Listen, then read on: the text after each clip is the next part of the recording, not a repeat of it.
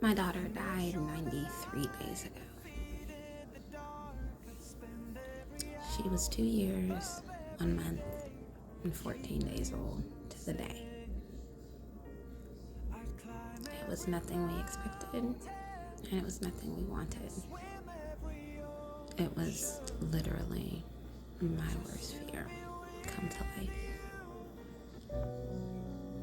It was the only thing I had ever said would be strong enough to break me. And it has. That's true.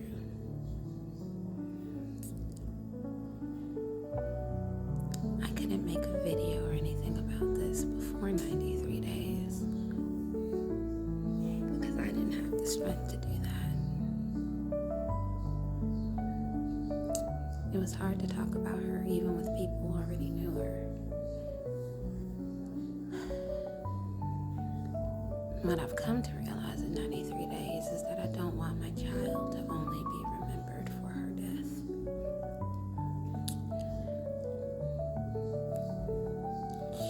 She was so much more than the tragic way she died. She was so much more than being reduced down to the last 2 hours, the last hour that she was on this planet. She lived for 778 beautiful days. And so I don't want her to just be remembered for the sudden, unexpected devastation that her death caused.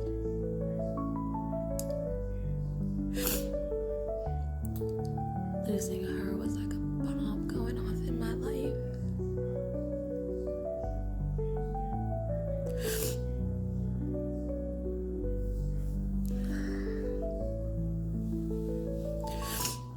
I miss her every second of every minute of every day.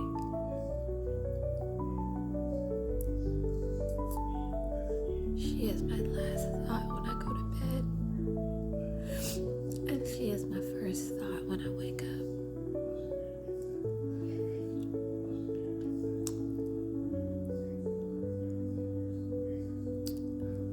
I've always been a really proactive person, a busybody, so was she. She was one of my best friends.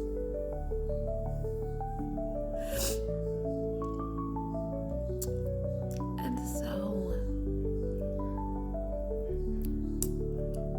I really wanted to get ahead of what I knew was going to be an impossible battle if I was able to survive it.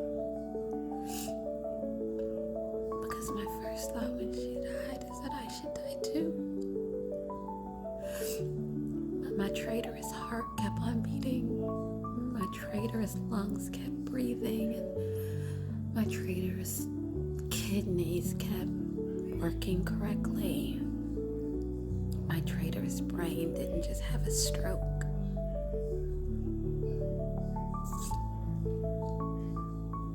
And so here I am still alive.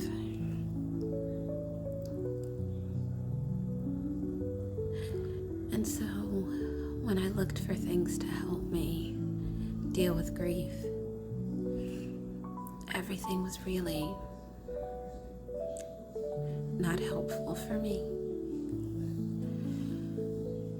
I'm not a person who is super religious or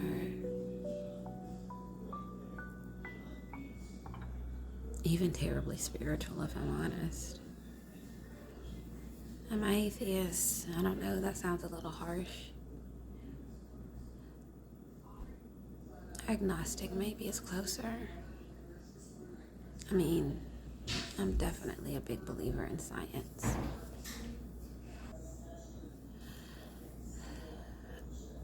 I guess like if something could scientifically prove to me that God existed, I'd be willing to change my stance.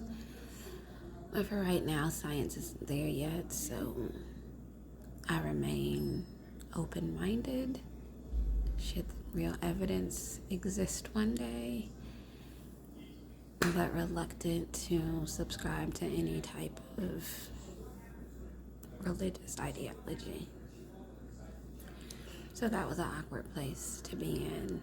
I live in the deep south, and everything around me was a lot of God this and God that, and it's part of his plan and happens for a reason, and time heals everything and all wounds, and none of that was helpful for me. And I figured that if none of that was helpful for me, that I am not so unique and special, that I'm the only person who is struggling with something like the loss of a child and feels like there are very few resources. I didn't like the idea of counseling in the sense that my grief was something to be cured. It's not a medical condition. It's not some disease or illness that I need a remedy for. It's a part of me that will forever be a part of me, the way my daughter is a part of me. So I don't want a cure, right? For me, this kind of grief is from the day she died until the day I do.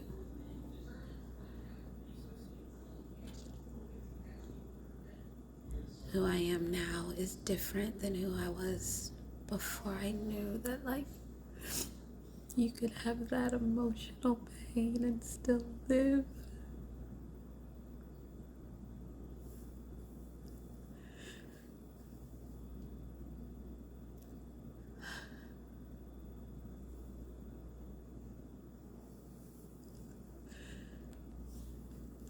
But you can. And so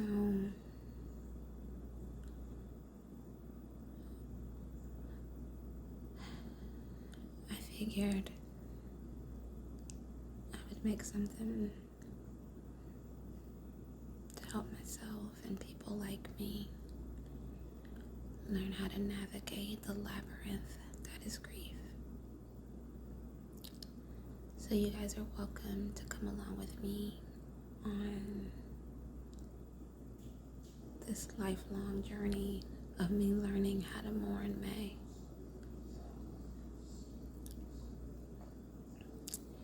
And on that journey, I want to share how fantastic she was and how she inspires me every day to find a way to carry her forward in a world she wasn't allowed to grow up in. Anyway, that's all I have for now, because that's literally all of my emotional energy. So I'll catch you in the next one. If I could turn back the clock and make sure the light defeated the dark, I'd spend every hour of every day keeping you safe.